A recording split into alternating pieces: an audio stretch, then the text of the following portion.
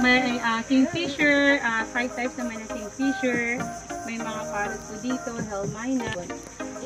Python pa po. Python po. Estimated na average po ay nasa 100 years hanggang 200 years na po. Hardwood ba ang ano? Yes po, yes sir, hardwood po. Kaya ang mangrove, madaling itanim, madaling tumubo, ngunit mabagal pong lumaki. Apo, dahil nabibilang po yan sa matigas na klaseng punong kahoy. So, dahil matigas ang kahoy ng bakawan, dati, first mo na ginagamit yan sa paggawa po ng bahay. Mga furniture, inuuling po yan, madingas po at matagal mo ako. Pinapanggatong po sa panaderya at ginamit din po dati yan sa pamuti ng kuryente at sarilis po ng bread. Bawal na sir, protected na po yung mangrove forest natin sa buong Pilipinas.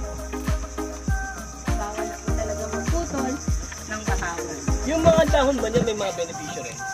Actually po, may pag-aral na daw po sir, pero hindi pa po lumalabas ng result.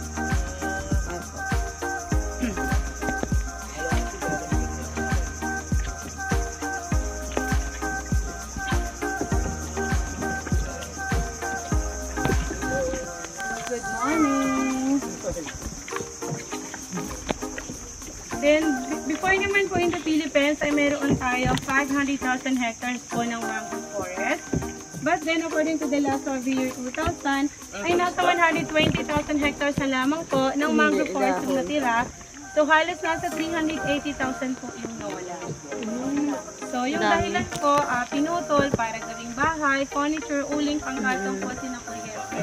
But the largest damage po talaga ay kinonvert po yun into fish farm or fish pond po sa bali ng cultured ng bangus.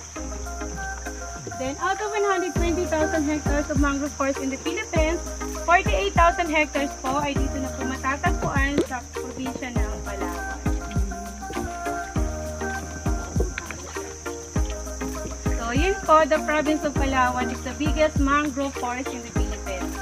Kaya dito na lang dito sa Palawan makikita po yung mga century-old mangrove. Then, maliban po doon, halos nasa 60% po ng isla sa Manila ay galing po dito sa Palawan.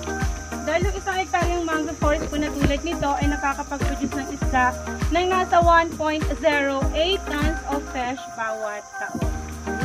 So, ibig sabihin po, pag maraming bakawan, marami po isla. Talakitok, danggit, samaral, grouper, snapper, bangus, tilapia, stingray, needle, pufferfish. Yes po. Yes po. Yes, sir. Ayon po sa pag-aaral ko, halos nasa 2/3 ng uri po ng isda sa karagatan ay pumapasok po sa ganitong ilog para po mangitlog. Safe po kasi, wala po kasing alon eh. Then kapag sa may predators po, yung maliliit na isda madaling makatago sa ugat ng bakawan.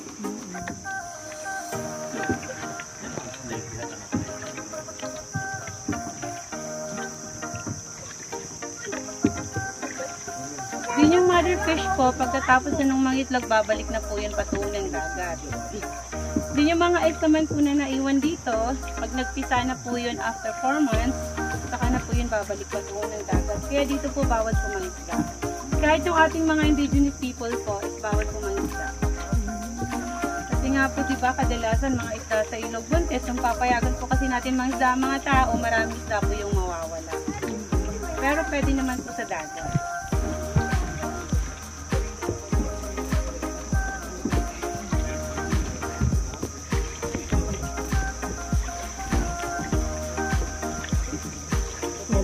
So lahat po pala ng mga natumbang puno na yan, saka ng bahagi ng ilog at ng ilog, nasira po yun ng bagyong Odette last December 17, year 2021 po. At yung bagyong Odette po, yun po yung pinakanaunang malakas sa bagyo na tumama sa Palawan. So lahat po ng mga tumba na yan. Kahit po pala yung mga puno, yung nakatayo na wala po mga dahon, patay na po yun. Nadamage din po kasi ng bagyo. Ang mangrove trees po kasi is nabibilang po yan sa sensitive na klase ng puno. Na kapag na-damage po yung sanga, yung trunk yung ugat, mamamatay na po yan. Opo, hindi tulad ng ordinary na puno na kahit naputulin mo pa, as long as may ugat na po na nakabaon sa lupa, tutubo pa. So yung mangrove, hindi na po yan. Kahit isa lang. Yes po. Kahit isa lang ma'am, pero syempre kasi kapag natumba, daganan yung iba. Pag nadami po, Damay-damay na. So ate, yung ganyang kaliit lang na mango, gano'ng katagal yan? Lumaki. Tumaas? Oo. Ito po ma'am, nasa 5 years. 5 years na yan? Yung mga ganito po nasa 20. Ay, opo. Ganun po kabagal. Opo, mga 20 po. 20 years. Opo, 20 years na yan. Yes. Opo. Then yung mga ganito naman po, yung mga ganito nasa 40 to 60 po. Then lahat na po yung matataas na Matagal. yan. 10 years old na po yan. Ganun po kabagal ang pag-grow ng bakawan.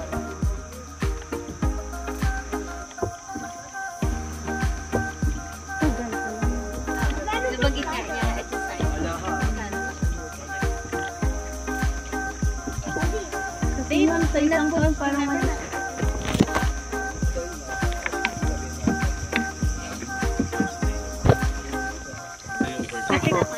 pwede nyo naman pong tikman, ma'am. Lasa nun, mas masarap pa po sa lasa ng talaba. Oo, sabi Opo, nga. kakainin ng roll, like kilawin po. Opo, suka na may sibuyas at sili po. Sabi Masarap. ko nga kaya ko sana. Huwag na maisip na wala. Pero kumain ako ng hilaw. Ano po kasi, ma'am, yung itsura niya, para lang talagang warm. Pero hindi naman siya talaga warm. Sige, pipikit. Kasi, Sabi nga masarap. Sabi ko kumain ako. Di pa din ko. family ng talaba po, yung tamilok po. May shell din po yun. Ah, may shell. Yes, ma'am, may shell po. Kasi pala, Di ba po short yung... na ano lang. Akala ko, parang nakatara lang sa ganun. Tapos Opo. tinutok-tok lang. na. Hindi po, may shell po yun yung pinagbahayan niya. Tsaka yung head, tsaka yung tail niya. Na yung tail niya yung ginagamit niya sa pangbubutas ng kahoy na parang baring. Opo. So, may shell po yun. Pero yun po yung siniserve dyan, malinis na po yun, natanggal na yung shell. Tanggal na. Sa mga mangrove ba, walang multo rito? Multo, sir? Multo talaga. Ako, sir, ang multo. Ay, Ganun na since year 2012, sir, kami dito, wala pa ako nakitang multo eh. Robert, baka ikaw meron. Oo, ma'am. Sabi yung sa cartel namin, ganda eh. Apo. Wala yung liwanag namin eh. Opo, yung pastala yung nagbibigay ng liwanag. So, wala naman po. Sayang yung mga puno. Ang lalaki ano. So, yan po, marami na rin pong tamilok yan sa loob. Mga ganyan. Kasi may Kailangan putas lang na. po yan palakulin. Kasi matigas pa rin po yung kahoy kahit mukhang bulok na po. Oo. Talagang ganun siya katigas, no? Yes, ma'am. Solid, no? Matigas po. Kahit matagal na siya. Ganyan po. At another importance of them, ay dito po pala makikita pa na po natin yung pinagbaha. Ay, may bayawak sa taas, oh. Hilera, Ayun nga, may bayawak. Monitor lizard. So, yun naman po, another importance of the mangrove po. Protection din po ito from the bad weathers. Tulad na lang po kapag mayroong bagyo at tsunami. Pag may bagyo po, yung mangrove trees, they serve as breaker po sa storm surge at strong wind. Ganda pa ako sa earthquake design o ano, Opo. sa tsunami, iip ba? Opo, opo. Kaya kadalasan nga din po yung mga mangrove is tumutubo sa mga coastal area. Kasi nga po, protection siya sa bagyo. Opo, barrier. Opo. At saka maliban po doon, ma'am, sir, protection din po yan sa flood, landslide. There! Oh, there! Monkey! May mensahe ng kanta ay tungkol sa pag-iingat ng mangrove forest din yung tono na hango sa paro-parong bukid. Alam na, dong. Kanta na ta, dong.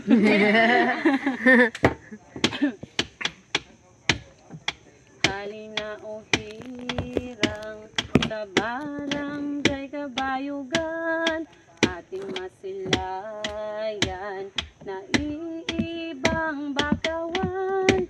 Tayo ay mamangka patungong bakawan at kasama natin kaibigan at mahal.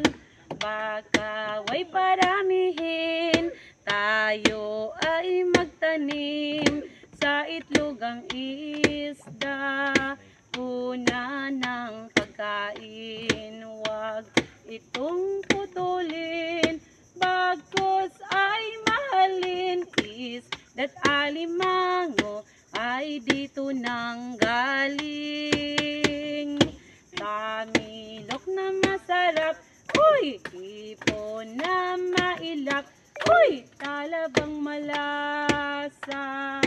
At lokha na biyak. Ating pagyamanin.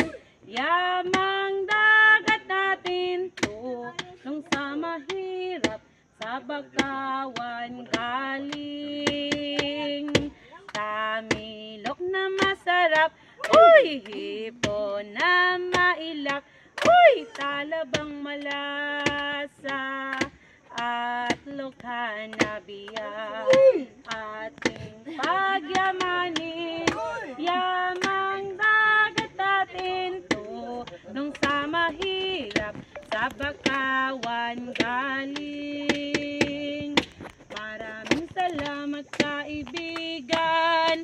Kayo ay laging welcome sa bakawan. Sa susunod na taon, babalik naman. Kami ay laging naghihintay. Yay! Thank you so much. Thank you po.